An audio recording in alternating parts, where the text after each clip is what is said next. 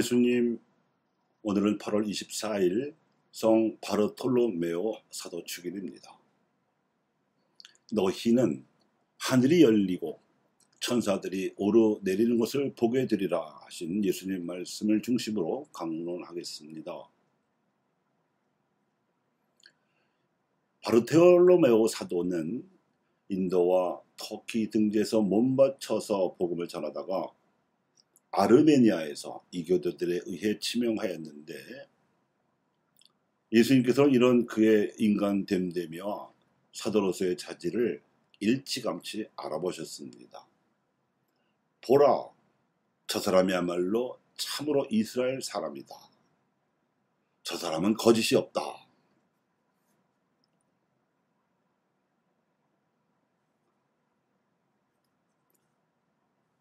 이렇게 예수님께서 그 사도를 알아보시게 된 계기는 그가 무화과 나무 아래에 있었다는 것이었는데, 이게 무슨 뜻인지 좀 말씀을 드리겠습니다. 무화과 나무의 잎사귀가 넓은 편이어서 햇볕을 가려줍니다. 그래서 낮에 무더위를 피해서 모임을 하기에는 안성맞춤입니다. 당시는 로마 제국의 식민 통치를 하면서 일상적으로 유다인들을 폭력으로 억압하던 시기였으므로 열혈 지식인이 아니더라도 보통 유다인들은 이 무화과 나무 아래에서 세상 돌아가는 소식을 나누기도 했으며, 그러다가 모임을 결성하는 결사 행동이 이루어지곤 했습니다.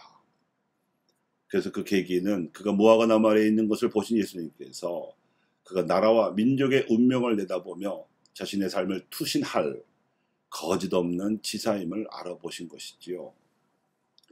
그 정도만으로도 바르톨로메오, 또 성경에서 말하는 나타나엘에 대해서 예수님께서는 만나시자마자 그의 진정한 면모를 알아보셨고, 또 나타나엘도 그분의 메시아적인 면모를 알아보면서 서로 간에 동시대를 사는 아픔과 고민은 물론이고 시대적 사명까지를 공유할 수 있었습니다.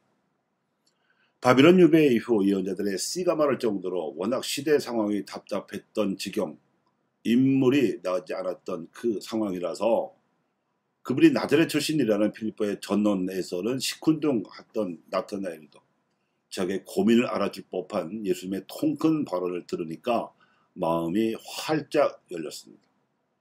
그래서 가르치고 배운 사이도 아닌데 스승님이라고 부르더니 내친김에 하나님의 아드님이니 이스라엘의 임금님이라는 어마어마한 말까지 고백해버렸습니다. 그러니 어느 면에서는 살짝 지나치다 싶기까지 한 이런 일방적 발언을 들으시던 예수님께서 한술 더 떠서 화령점청의 심정으로 한마디를 더 보태셨습니다. 네가 너를 알아보았다고 해서 나를 믿느냐? 앞으로 그보다 더 큰 일도 보게 될 것이다. 그리고 그 큰 일이란 하늘이 열리고 하나님의 천사들이 사람의 아들을 위해서 오르내리는 것을 보게 될 그 일이다. 이렇게 말씀하셨습니다.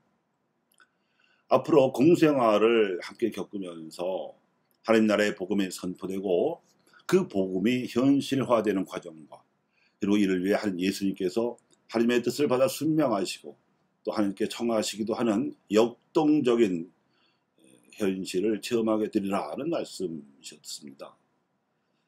게다가 바르톨로메오, 즉 나타나엘이 사도가 되면 체험하게 될 현실도 간접적으로 암시하셨음은 물론입니다. 늘 하늘에 열려있는 자세로 인간관계의 십자가를 짊어진다면 마침내 우리를 도구로 쓰시려는 하나님의 뜻을 전달하는 천사들이 우리 위에서도 오르내릴 것입니다. 서로 상처를 주고받아 생겨난 우리네 인간관계의 골을 그분의 자비로 메울 수 있을 것입니다. 또한 하나님 없이도 스스로 서 있을 수 있는 양 교만스러움으로 돋한 우리네 인간관계의 언덕도 그분의 은총을 깎는다면 하나님의 섭리가 우리네 인간관계도 성화시켜 주실 것입니다. 사도 바르톨로메오를 사도여 선교로 쓰신 하나님의 섭리가 우리 안에서도 재현될 수도 있을 것입니다. 실로 하늘이 열리고 천사들이 오가며 도와주는 인간관계란 외적인 변수에 의해서가 아니라 당사자들의 열린 신앙과 깨어있는 의식으로 그 관계를 성화시켜가는 이들에 의해서 이룩되는 성령의 선물입니다. 오늘 독서에 보시면 이러한 인간관계는 예수님과 바르톨로메오 두 사람 사이에만 있었던 것이 아니라 나머지 11 사도들과의 사이에서도 어김없이 일어났습니다. 그 근거가 요한복음록 21장 13장에 적혀 있습니다. 사도 요한이 환시로 본 광경에 의하면 거룩한 도성 예루살렘에 있는 성문에 동, 서, 남, 북으로 난 성벽에 12사도의 이름이 하나씩 적혀 있었다는 거 아니겠습니까?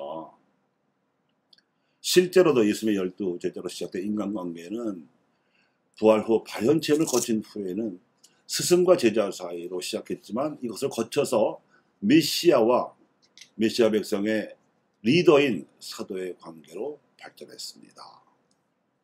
성모 마리아를 모시고 살면서 100세 무렵까지 신앙을 증거하며 소아시아 7교회를 돌보면서 일생을 하나님께 봉헌한 사도 요한 외에는 11사도가 모조리 하나님 나라와 그리스도의 부활의 복음을 전하다가 순교했습니다.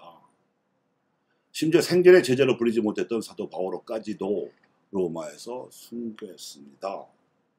이 사도들은 자신들을 위하여 십자가에서 못 박혀 돌아가셨다가 부활하신 예수님처럼 복음을 위하여 일생을 바치고 목숨까지 바침으로써 교회 안에서 사도로 부활한 존재입니다. 이런 과정이 메시아 백성의 출발 상황이었습니다.